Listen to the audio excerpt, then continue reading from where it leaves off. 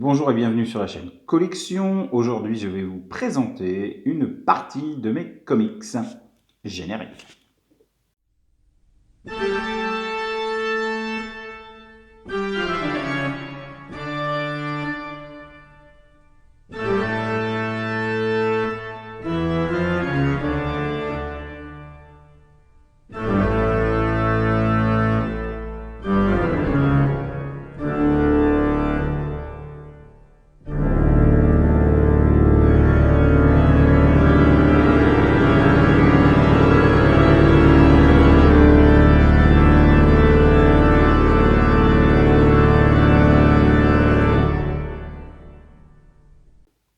Alors, que sont les comics? Eh bien, c'est le terme américain qui désigne les bandes dessinées, tout simplement. Plus traditionnellement, on parle de comics pour ces petits fascicules souples contenant 30 à 100 pages et qui paraissent de façon périodique. Croire que les comics ne sont que des histoires de super-héros serait une erreur, car tous les genres sont aujourd'hui représentés. Bien.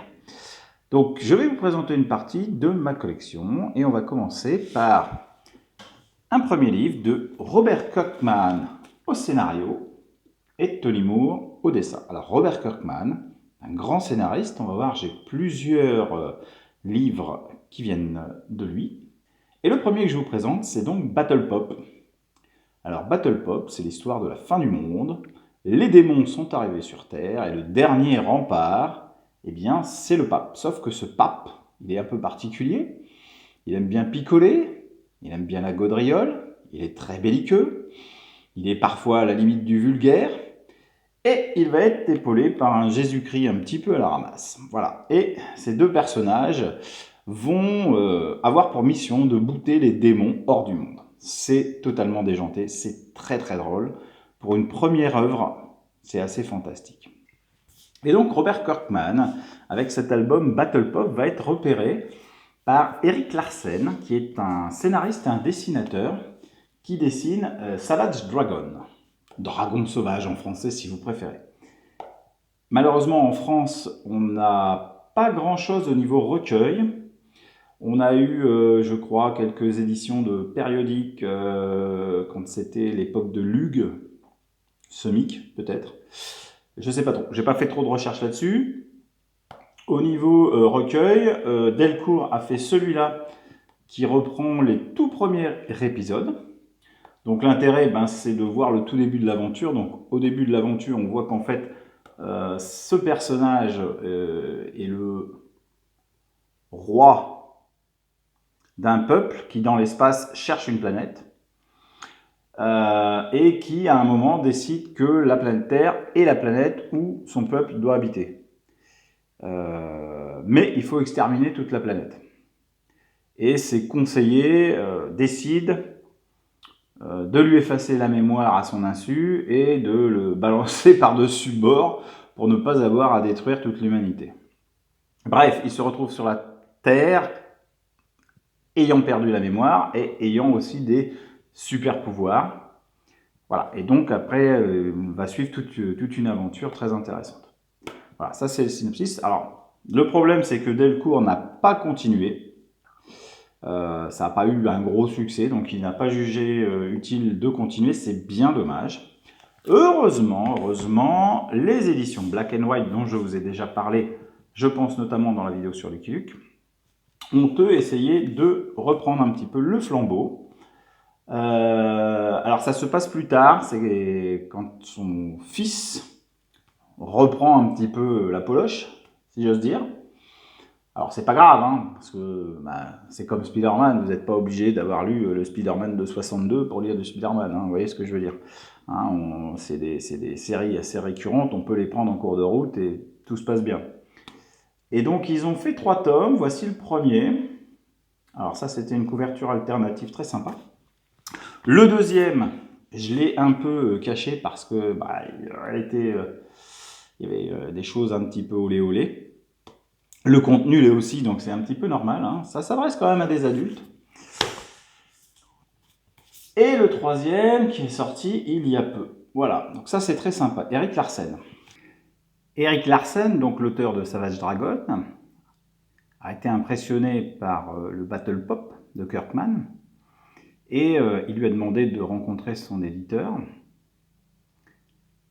Et de cette rencontre va naître un album avec un personnage d'Erik Larsen qui apparaissait dans Savage Dragon, qui s'appelle Super Patriot. Voilà. Kirkman a fait un épisode de Super Patriot, c'est une sorte de galop d'essai. On a la chance de la voir en français, c'est très sympa. Assez anecdotique, mais très sympa. De là, il va réfléchir, Robert Kirkman, à quelque chose de plus complet et il va créer la série Invincible. Alors, Invincible, c'est une histoire de super-héros. C'est l'histoire de Mark Grayson, qui est le fils d'Omni-Man, l'homme le plus puissant de la Terre. Et au moment où il va recevoir ses pouvoirs, il va se passer des choses importantes, notamment les Gardiens du Globe, qui sont un groupe de super-héros protégeant la planète, vont être assassinés. Va en découler toute une histoire, c'est assez génial, et ça va se dérouler sur plusieurs volumes. Bien entendu, ça va permettre aux scénaristes d'introduire énormément de nouveaux personnages, et tous ces nouveaux personnages, alors qu'ils soient super-héros ou pas, vont donner lieu à des spin-offs, à d'autres albums. Alors, je vais vous les montrer par la suite. Je vais d'abord finir de vous montrer les Invincibles. Alors là, c'est les intégrales. J'en ai 11, il y en aura 12 en tout. La 12e va paraître en mai. Et sinon, en album simple, il y en a 25. On en est au tome 8, le 9, le 10 et le dernier, pour l'instant, le 11.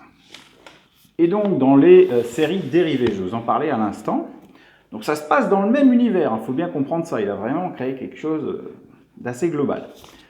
On a les Gardiens du Globe, donc en spin-off, il y a 4 volumes. Donc on retrouve bien entendu les personnages de Invincible, mais pas que. On a aussi ces 4 albums de Wolfman, qu'on va découvrir dans Invincible, et dont là, on va apprendre en fait l'histoire.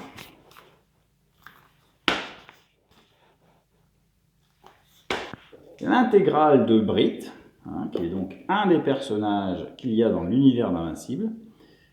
Très intéressant, ce n'est pas quelqu'un qui a, à proprement parler, des pouvoirs, c'est un vieux militaire, mais il est indestructible, ce qui est un gros avantage. Et il y a aussi là-dessus, vous voyez, c'est complet, il y a aussi là-dessus toute une histoire. Donc cet univers qu'a créé Kirkman à travers Invincible est vraiment super intéressant. Bien sûr, on y retrouve en caméo le Savage Dragon, le Super Patriot, etc. Bref. Donc c'est un super truc, c'est vachement intéressant. Moi je trouve ça vraiment très très bien, j'adore. Alors Kirkman, il a fait d'autres choses. Une des séries que j'aime particulièrement de lui aussi, c'est Out, Hanté, qu'il a fait avec Todd McFarlane. Alors Todd McFarlane, le dessinateur, c'est celui qui a créé Spawn. Et il a aussi travaillé sur Spider-Man. Il avait fait un super Spider-Man, d'ailleurs à l'époque. Moi j'achetais les comics de façon périodique. Je les avais tous achetés quand c'était Todd McFarlane parce que je trouvais ça vraiment super. Bon, depuis il y a bien longtemps je les ai revendus, c'est dommage, mais bon. On ne peut pas tout avoir. Donc en fait, dans cette histoire, on a 2 frères. L'un est agent secret, l'autre est prêtre.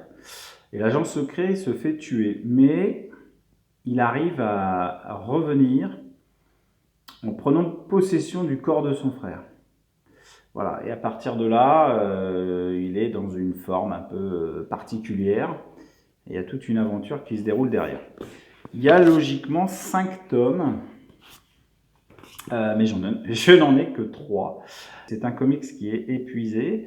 Alors, il y a une intégrale qui est sortie, qui recoupe les 3 premiers, et j'attends avec impatience la 2e intégrale pour voir la fin de l'histoire. Et c'est vraiment très intéressant.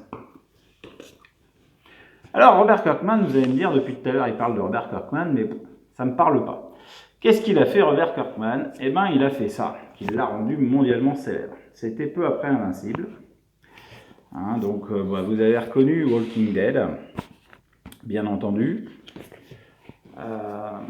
Donc, le comics qui a donné la série télévisée.